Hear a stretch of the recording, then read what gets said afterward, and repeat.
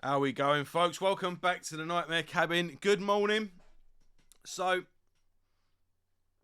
last night I went to see Presence with my boy. He is right into his horror films now, and he's looking into new releases coming out. And my local cinema's got a good little $4.99 thing going at the moment, so I'm going to cinema quite regularly. And yeah, it was him that wanted to go, and I've been going to films with him lately just because it's something he wants to do. But last night I was really shocked at how good the film was. We went to see The Wolfman the other night as well, and I didn't do a review of that. I never got round to it, but I'll give you a quick review on that at the end. But with Presence, I think I watched some. I didn't know anything about it really. When we went to see The Wolfman, we saw a trailer for it, and I thought, yeah, that looks good. I didn't think anything more of it, but he wanted to go see it. But I didn't watch or read anything about the film, so I did more or less go in blind. I was like, I know it's a haunted house. Yeah, that's all I know. And Lucy Liu's in it. The dad, I was looking at the dad all the way through it, thinking, where do I know him from? And he turns out he was in a series called The Last of Us or something, I can't remember what it's called now. It was something my missus watched, but I recognised him in the end. But it's one of those films where it's really well filmed. I like the way it opens with the camera sort of going all around the house and sort of like a POV view. So that's the ghost, and it's always looking out the window. It's always, it's like it can't leave the house, and then things build as the film goes on, and I was hooked all the way through it, and it gets to the end, and I automatically wanted to just go straight back to the beginning and watch it all again, because I was picking bits up all the way through it, and I'm like, yeah, I need to watch this again now, just to lay everything out, and just now I know what I know, I need to start from the beginning and look at all the signs and everything, and that's always a good sign. I mean, I don't even know what I thought, if I liked it or not. All I knew is that I wanted to watch it again, and yeah, as soon as I got home, I said to my missus, we're going to have to go watch that again. So when the boys are at school, we're going to go watch it, and hopefully next week, and maybe I'll do a follow-up review and go into a bit more detail with it and give away a few spoilers. And well, it won't be a spoiler by then, because I think if you've not watched it in the first 2 weeks, then you're not that bothered. But at that point, more people will have watched it, and I can discuss it a bit more then. But yeah, I'm doing a lot of. In fact, one of the actors in it, it's not a very big cast. You've got the family of 4.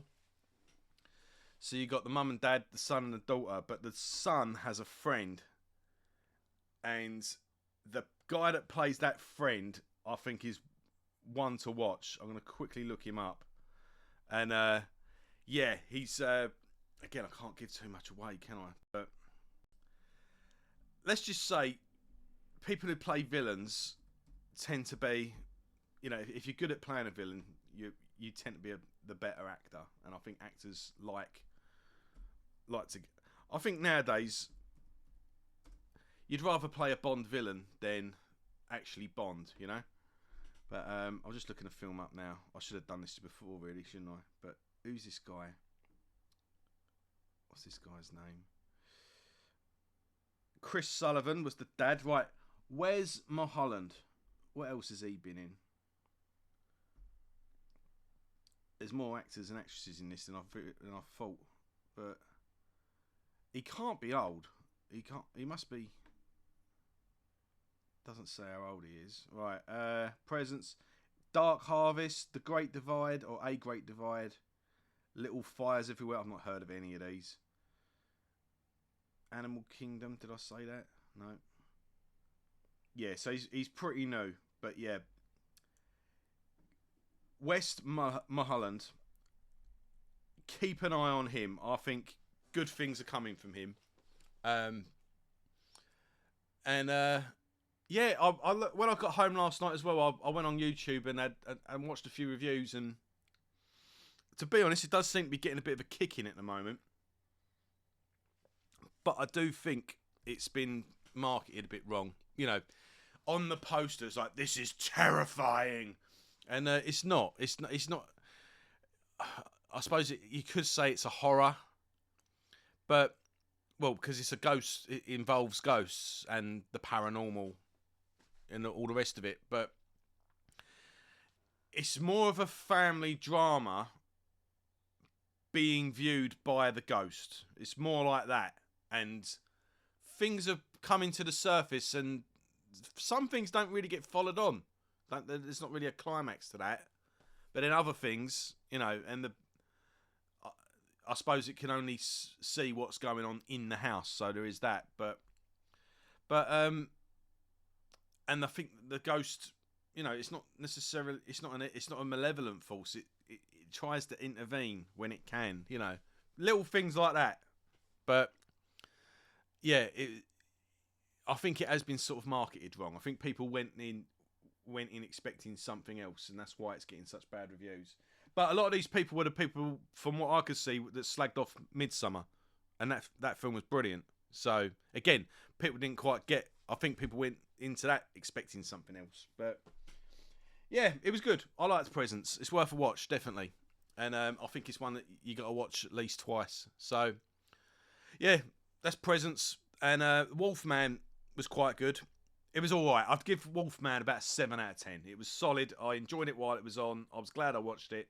Will I revisit? Probably not, unless there's a sequel or something. But it seems like I don't know if they're rebooting all the old ones, because this director did The Invisible Man. Again, that was a new. I liked The Invisible Man because that was a fresh take on it. And this, seems to be a revisiting of the classic take on like the werewolf, but it has got its own twist on it as well. But the director seems to have a thing for troubled marriages, shall we say? Obviously, the Invisible Man, you know, was about, you know, abuse in a marriage, and the terrorized wife, like narcissistic abuse and the rest of it. I suppose if there's like an underlying theme, it's probably more of a it's a marriage that's fallen apart, but they're trying to hold on to something that they're just not going to be able to hold on to. I think that might be more of the context, like more of the underlying theme there. But there's a good little twist in it. I thought the werewolves looked good, to be honest. Everyone, you know, that's getting a bit of a mixed reaction at the moment.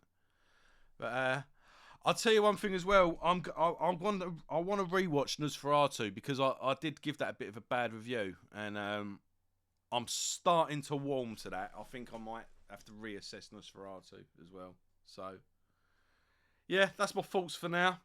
We're going to be doing a new series on the channel soon, so look out for that. More stuff's coming. I'm just having a quiet coffee while the house is empty, and I thought I'd record my reaction to Presence, because I've been thinking about it all night, and yeah, so it's made an impression on me, so it's a good sign. So yeah, check out Presence. Have a good one, folks. I'll catch you later.